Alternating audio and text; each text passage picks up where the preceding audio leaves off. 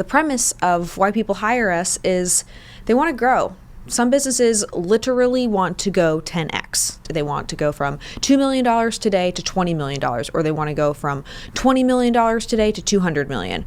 Some businesses want to 4x, others want to 100x. Like, it really does run the gamut. And that's what makes my job fun. That's what makes the work that we do interesting and exciting, because all of these businesses are different. However, what is surprising to me is how we can spend 6 months doing this deep dive, and a business owner is committed enough to invest $150,000 in us putting this together and working with them and training them. And then we will get to the delivery, and all of this information will be laid out with the opportunity and where they need to expand and what timing makes sense, and the financial structure that needs to follow along with it, and the marketing plan, all of this stuff.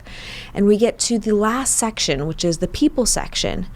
And the business owner at that moment states that they are unwilling to get rid of one of their top producers, or they're unwilling to get rid of the family member who is a complete drainer in the environment. Or maybe it's somebody who's been with the business for a long time and they just have this affinity for this team member. It's wild to me, wild that a 10x, a literal like 10 times bigger opportunity is available to them, and this picture is in front of them, and it's hard for them, and sometimes they refuse to do the one thing.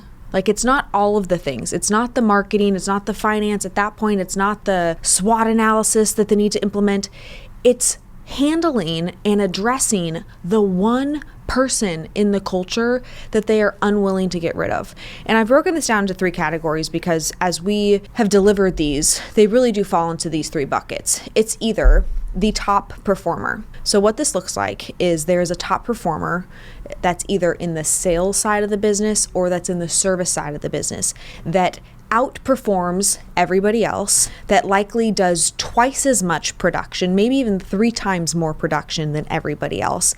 And the fear is if you remove that performer, then the business is going to crash. The revenue will go down, clients will be upset. It will be a huge state of emergency for the business. That's one bucket.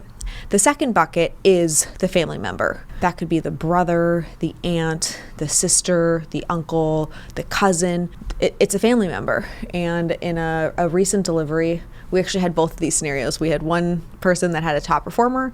We had one person that had a family member. As soon as you put the family member in the dynamic, you see the dynamic change. The executive team no longer wants to share their ideas and their thoughts, and the family member starts to kind of overtake the conversation, and the business owner just sits there, and you don't have to be in the environment for more than 45 seconds to fully understand what is going wrong in the environment, because the least experienced person is calling the shots and making it so uncomfortable for everybody else. And so then there's a third category, and just before I move on to that, the second category, the fear would be obviously alienating the family member, right? Not having the same relationship, really severing something that would make an impact for a long time.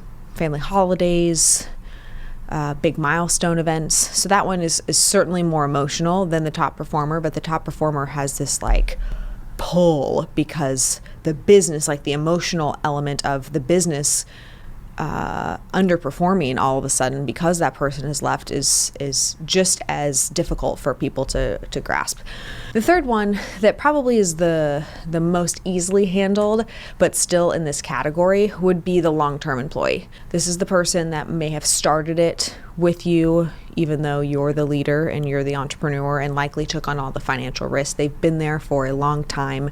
They know where all the bodies are buried. They didn't ever document their processes, so they are kind of like the linchpin for every single thing that happens in the organization. You know that if they were to leave, they kind of hold the keys to the kingdom. There could be a scenario where if they are just a great long-term employee, that it's not so much that they're manipulative, like with the hold the keys to the kingdom type of thing, and that they could ruin you if they left, but it would still be very difficult and emotional to let them go because they've been with you for so long and you're just okay with dealing with that. Those are the 3 types of team members that we see.